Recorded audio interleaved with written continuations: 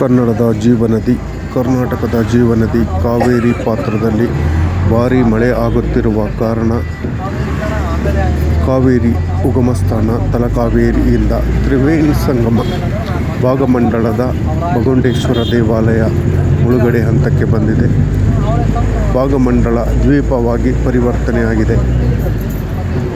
June ಹಾಗೂ ಜುಲೈನಲ್ಲಿ ಮಳೆ ಇಲ್ಲದೆ ಸೊರಗಿದ್ದಂಥ ಕಾವೇರಿಗೆ ಈಗ ಜೀವಕಳೆ ಬಂದಿದೆ.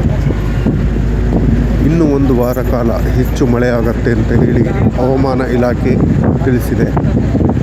ಇದರಿಂದಾಗಿ ಈಗ ಹಾಲಿ ಇರುವಂತಹ ತಮಿಳುನಾಡು ಕೇರಳ ನಡುವೆ ಕಾವೇರಿ ವಿವಾದ ತಾತ್ಕಾಲಿಕವಾಗಿ ಬಗೆಹರಿಯತ್ತೆ. ದೇವರ ಕೃಪೆ ಹಾಗೂ ಕಾವೇರಿ ತಾಯಿಯ ಕೃಪೆಯಿಂದಾಗಿ ಮಳೆ ಜಾಸ್ತಿ ಬರ್ತಾ ಇದೆ.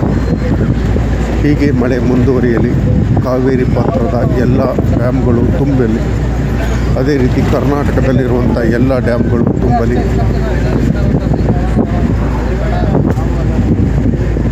ಜನಗಳಿಗೆ ಸಹಾಯ ಆಗಲಿ ಅಂತ ಕೇಳ್ಕೊಂತ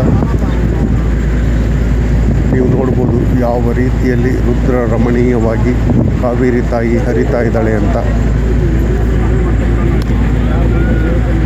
ಇದೇ ರೀತಿ ಮಳೆ ಮುಂದುವರೆದು ರಾಜ್ಯಕ್ಕೆ ಸುಭಿಕ್ಷೆ ತರಲಿ.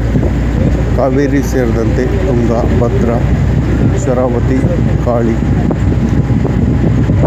ವರದಾ, ಕೃಷ್ಣ, ಭೀಮಾ, ಘಟಪ್ರಭಾ, ಮಲಪ್ರಭಾಗಳು ತುಂಬಲಿ ಅಂತ ಹೇಳ್ತಾ